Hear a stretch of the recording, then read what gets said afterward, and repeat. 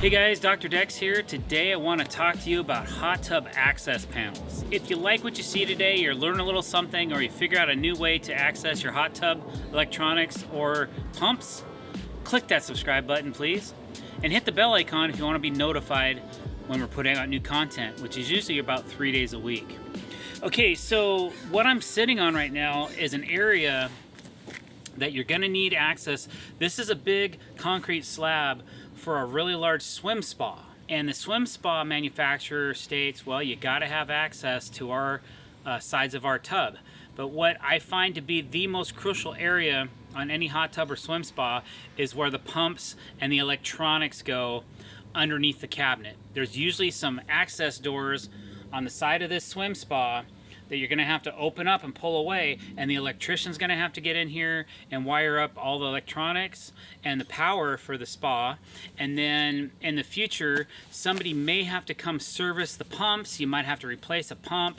Things can freeze, pipes can leak, that kind of thing. And so they always have to have main access into the main panel, and they might need subsequent access all the way around the other sides of the tub.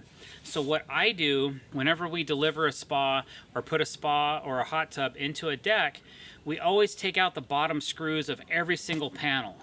Then I leave a gap enough to get the panels off and out.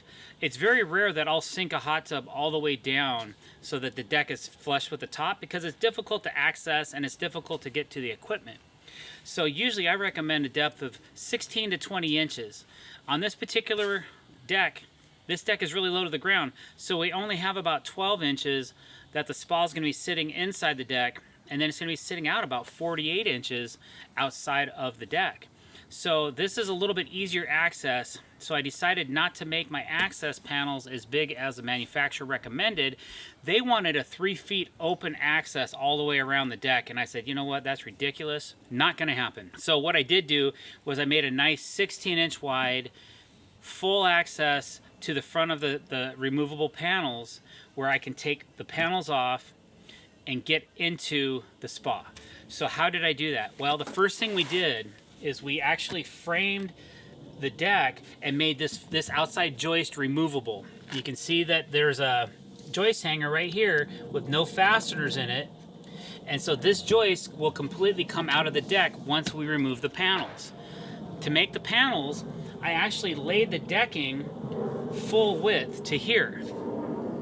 Then we put a piece of a product called Nilo Sheet, which is it's a carpet fiber resin laminated between two fiberglass sheets, and it's no longer available, but I have a nice stash of it that I use just for panels and things of access and things that are going to get wet, that normally if you use just traditional lumber, it falls apart or becomes real heavy.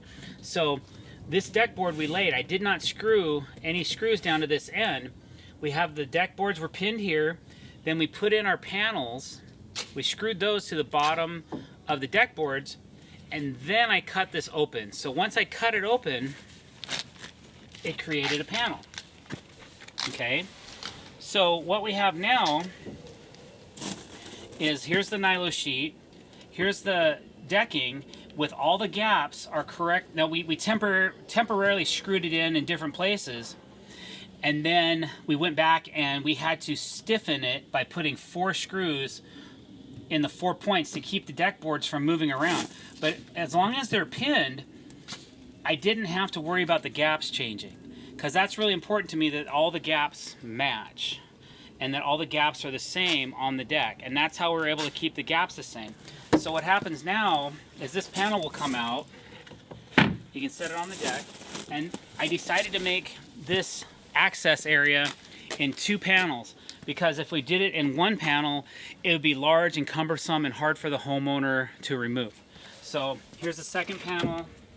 It comes up like so. And we'll G-tape this one as well, just to cover up all the screws and all that stuff, okay? And once we have the panels off, then this joist also becomes removable, like so. Okay, so now the only thing in the way is this beam, but I don't think it's going to be a problem, because we have 2 inches that the spa is going to be away from this edge, 2 inches, so that once the panels come off, there's plenty of room to get them off, and then there's plenty of room for the electrician to get in here and do his thing. He can even kneel down against the spa, get in here, change a pump, do electronics, hook up power. Electrician can get in here.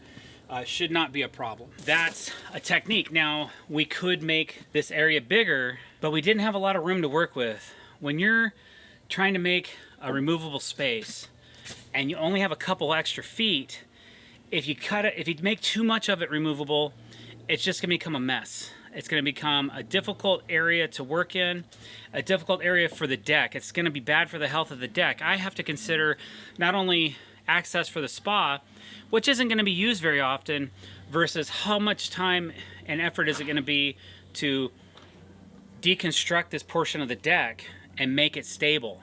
And if I want to cut more of this away, then this becomes more of a mess. So that was my happy balance, was about giving 16 inches of open area for the complete width of this spa, so that they can get into these panels and do all the electronics and all the pumps and everything, and turn on all the valves. And even if you need to get to the drain, usually it's going to be over in here somewhere as well. Homeowner's going to use a sump pump because he's not just going to let the spa drain down underneath and into his retaining wall. So that I've already verified that with the client. So okay, so let's put this back together. All right, once the spa is delivered,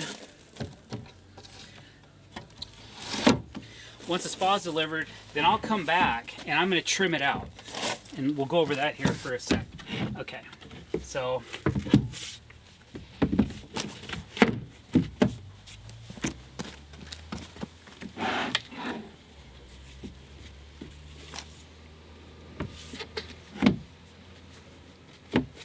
all right, so once the hot tub or the swim spa is delivered, I'm going to come back and I'm going to create a trim ring.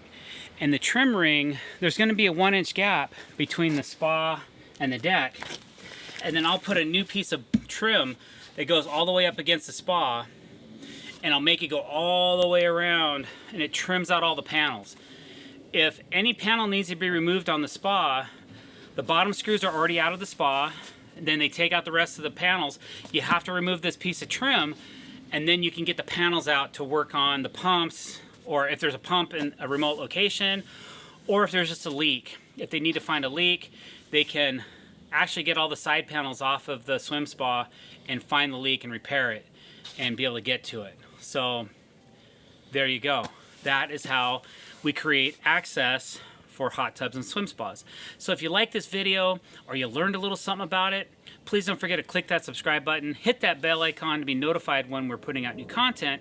Don't forget to like our videos and leave a comment below and let me know what you think. Thanks for watching, guys. Have a great day.